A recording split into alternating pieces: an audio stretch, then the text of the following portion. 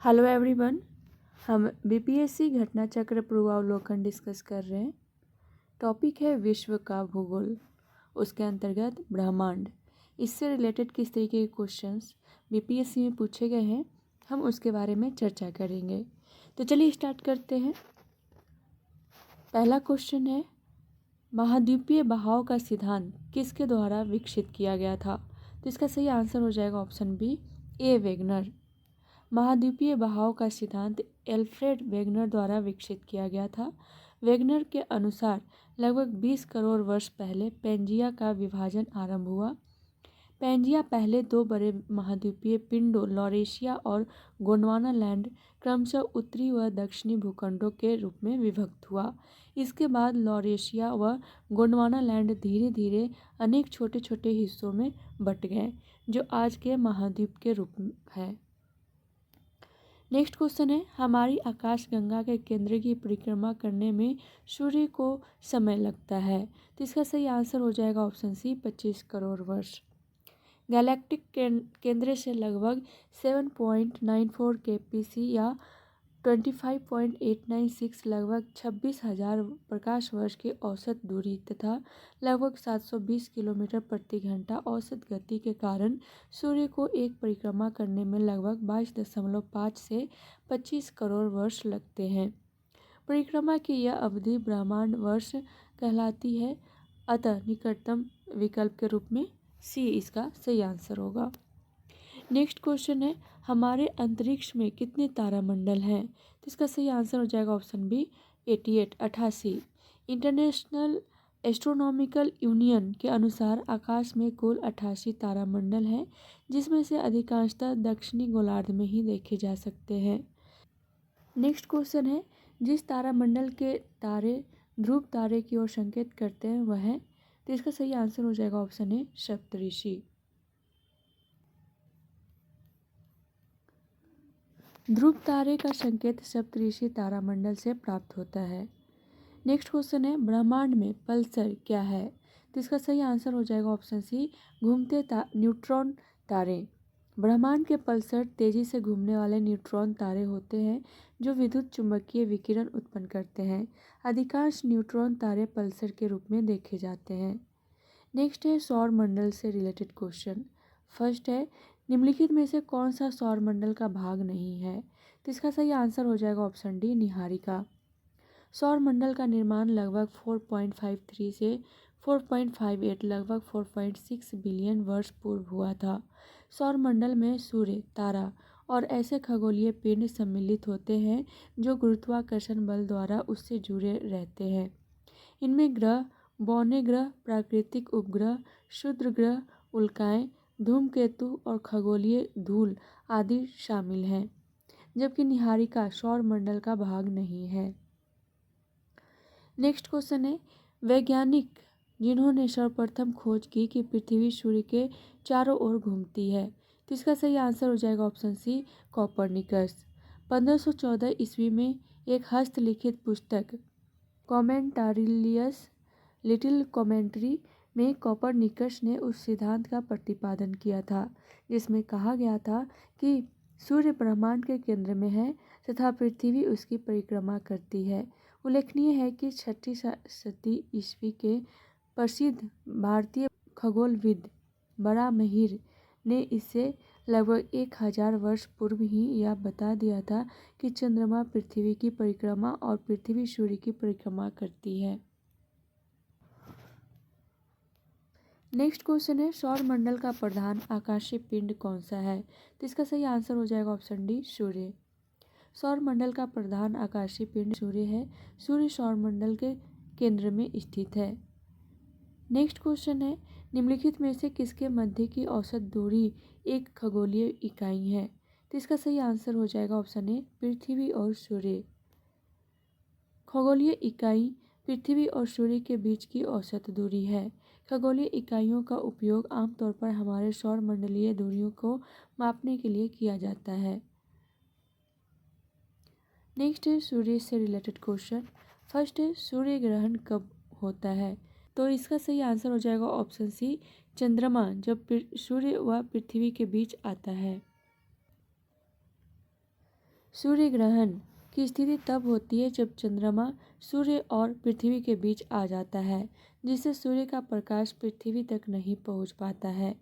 यह स्थिति केवल प्रतिपदा न्यू मून डे या अमावस्या को ही होती है। नेक्स्ट क्वेश्चन है, इनमें से कौन दिखता नहीं है? तो इसका सही आंसर हो जाएगा ऑप्शन डी, राहु।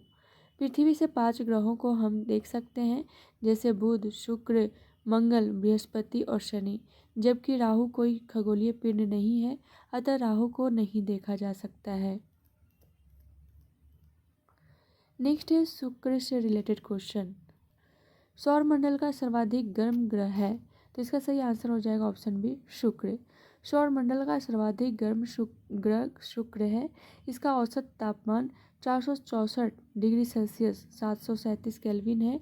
इसका कारण शुक्र ग्रह पर कार्बन डाइऑक्साइड गैस की अधिकता 90 to 95% है। नेक्स्ट क्वेश्चन है, इवनिंग स्टार किस ग्रह को कहते हैं? तो इसका सही आंसर हो जाएगा ऑप्शन सी, शुक्र। शुक्र ग्रह को सुबह का तारा तथा भोर का तारा और सायंकाल का तारा कहा जाता है तथा मंगल ग्रह को लाल ग्रह कहा जाता है। बृहस्पति सौरमंडल का सबसे बड़ा ग्रह है, जबकि शनि का घनत्व सभी ग्रहों में सबसे कम, जल से भी कम है। नेक्स्ट क्वेश्चन है, सौरमंडल का सबसे चमकदार ग्रह कौन सा है? तो इसका सही आंसर हो जाएगा ऑप्शन डी, शुक्र। सौरमंडल का सबसे चमकदार ग्रह शुक्र है। आकार व द्रव्यमान में पृथ्वी से थोड़ा ही कम होने के कारण इसे पृथ्वी की जुड़वा बहन कहा जाता है। नेक्स्ट है पृथ्वी, इससे रिलेटेड क्वेश्चन।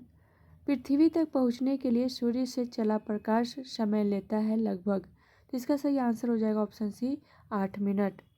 सूर्य से प्रकाश को पृथ्वी तक पहुंचने में 8 मिनट 19 सेकंड का समय लगता है। नेक्स्ट क्वेश्चन है, सूर्य का प्रकाश पृथ्वी पर पहुंचता है, तो इसका सही आंसर हो जाएगा ऑप्शन सी, 8 मिनट में।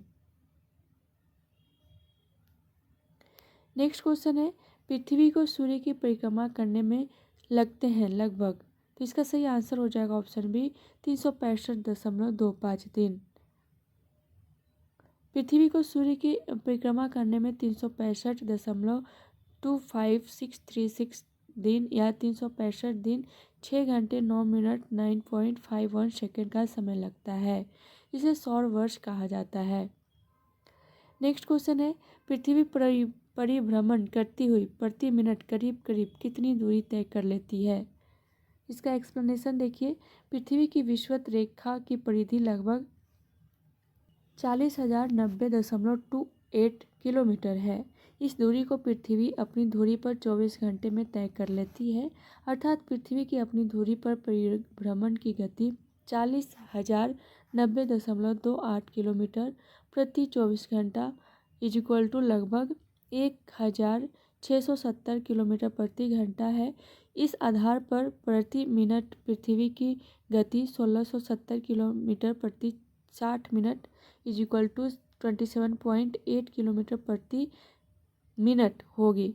किसी भी विकल्प में ये अभिष्ट उत्तर नहीं दिया हुआ है।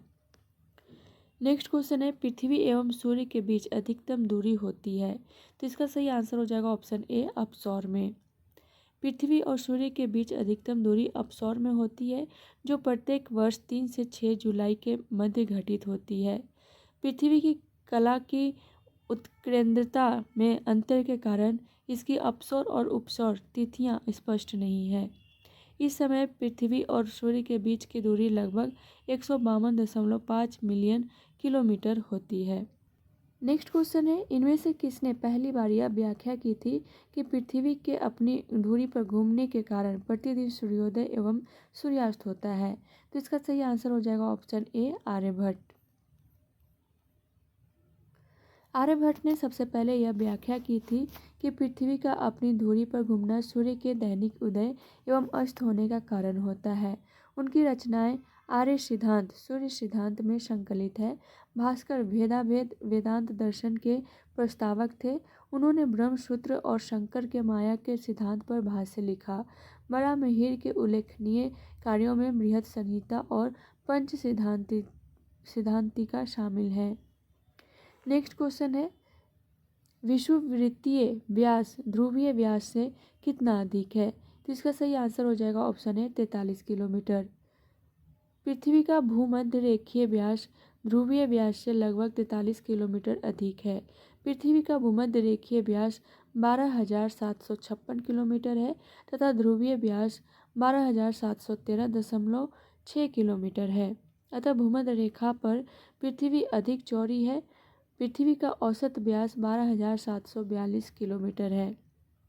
नेक्स्ट है बृहस्पति से रिलेटेड क्वेश्चन। सौर मंडल में सबसे बड़ा ग्रह कौन सा है? तो इसका सही आंसर हो जाएगा ऑप्शन ए बृहस्पति। आकार की दृष्टि से सौर मंडल का सबसे बड़ा ग्रह बृहस्पति है। बृहस्पति का व्यास सर्वाधिक अर्थात 1,42,984 किलोमीटर है। नेक्स्ट है शनि से रिलेटेड क्वेश्चन। फर्स्ट क्वेश्चन है शनि सूर्य के चारों ओर एक चक्कर लगाने में समय लेता है। तो इसका सही आंसर हो जाएगा ऑप्शन सी 29.5 वर्ष। शनि सूर्य के चारों ओर एक परिक्रमा लगाने में 29.4 वर्षों के बराबर समय लेता है। अतः निकटतम उत्तर के रूप में विकल्प सी इसका सही आंसर हो जाएगा। नेक्स्ट है अरुण वरुण एवं प्लूटो से रिलेटेड क्वेश्चन। फर्स्ट है यूरेनस सूर्य के चारों ओर एक परिक्रमा में कितना टाइम लेता है? तो इसका सही आंसर हो जाएगा ऑप्शन ए 84 वर्ष। अरुण या यूरेनस ग्रह सूर्य के चारों ओर एक परिक्रमा करने में 83.7 वर्ष मतलब लगभग 84 वर्षों का समय लेता है, जबकि अपने अक्ष पर 17.2 घंटों में एक चक्कर पूरा करता है। नेक्स्ट क्वेश्चन है वर्ष दीर्घतम होता है। तो इसका सही आंसर हो जाएगा ऑप्शन ए प्लूटो पर। चूँकि प्लूटो सभी सौरमंडलीय पिंडों में सूर्य से सर्वाधिक दूरी पर है, अतः यह सूर्य का एक परिक्रमा पूरा करने में सबसे अधिक समय लगाता है 247.93 अर्थ ईयर्स। नेक्स्ट है अक्षांश से रिलेटेड क्वेश्चन। फर्स्ट क्वेश्चन है सर्वाधिक उत्तरी दक्षिणी अक्षांशीय लंबाई वाली सीमा वाला देश है। तो इसका सही आंसर हो जाएगा ऑप्शन बी चिली। चिली देश का सबसे लंबा उत्तर दक्षिण अक्षांशीय विस्तार है। इसका क्षेत्र लगभग 17 डिग्री दक्षिण और 56 डिग्री दक्षिण के बीच है। नेक्स्ट क्वेश्चन है ग्लोब पर 1 डिग्री के अंतराल पर खींची गई अक्षांश रेखाएं कितनी है? तो इसका सही आंसर हो जाएगा ऑप्शन ए 179। एक मानक ग्लोब पर एक अंश के अंतराल पर कुल 179 रेखाएं हैं, जिसमें उत्तरी ध्रुव तथा दक्षिण ध्रुव की ओर लगभग 89 रेखाएं हैं तथा एक भूमध्य रेखा होती है। मानक ग्लोब पर देशांतर रेखाओं की कुल संख्या 360 है। अक्षांश पृथ्वी के मध्य भाग से किसी स्थान पर बिंदु की कोणीय दूरी है। नेक्स्ट है देशांतर से रिलेटेड क्वेश्चन। फर्स्ट क्वेश्चन है किस रेखांश पर भारतीय मानक समय अपनाया जाता है? तो इसका सही आंसर हो जाएगा ऑप्शन बी 82.5 डिग्री पूरब। भारतीय मानक समय पूरे भारत में माना जाने वाला समय दर्शाता है। इसकी गणना 82.5 डिग्री पूर्वी देशांतर के आधार पर की जाती है, जो उत्तर प्रदेश राज्य में प्रयागराज इलाहाबाद के पास मिर्ज़ापुर शहर के ठीक पश्चिम में स्थित है। मिर्ज़ापुर व ग्रीनविच स्थिति यूनाइटेड किंगडम की रॉयल वेधशाला के बीच देशांतर का अंतर 5 घंटे 30 मिनट के समयांतराल के बराबर है। नेक्स्ट क्वेश्चन है कौन सा देशांतर प्रधान याम्योत्तर के साथ मिलकर ग्लोब पर बृहत वृत्त का निर्माण करता है? तो इसका सही आंसर हो जाएगा ऑप्शन डी 180 डिग्री। प्रधान देशांतर को ग्रीनविच रेखा के नाम से भी जाना जाता है। यह शून्य अंश देशांतर रेखा होती है। इसके ठीक विपरीत 180 डिग्री देशांतर रेखा होती है, जिसे अंतर्राष्ट्रीय तिथि रेखा के नाम से भी जाना जाता है। अतः 180 डिग्री देशांतर प्रधान याम्योत्तर के साथ मिलकर ग्लोब पर बृहत वृत्त पूर्ण वृत्त का निर्माण करता है। सभी देशांतर रेखाएं बृहत वृत्त होती है, अतः 0 डिग्री 90 डिग्री ईस्ट और 180 डिग्री भी बृहत वृत्त होंगे। अतः पूछे गए प्रश्न में प्रधान याम्योत्तर 0 डिग्री तथा 180 डिग्री देशांतर मिलकर पूर्ण वृत्त का निर्माण करेंगे तथा यह भी बृहत वृत्त ही होगा। नेक्स्ट क्वेश्चन है 90 डिग्री पूर्वी देशांतर पर स्थित थिम्पू भूटान का स्थानीय समय निर्धारित कीजिए, जब ग्रीनविच 0 डिग्री में दोपहर 12 बजे का समय है। तो इसका सही आंसर हो जाएगा ऑप्शन बी 6 बजे। 6 PM।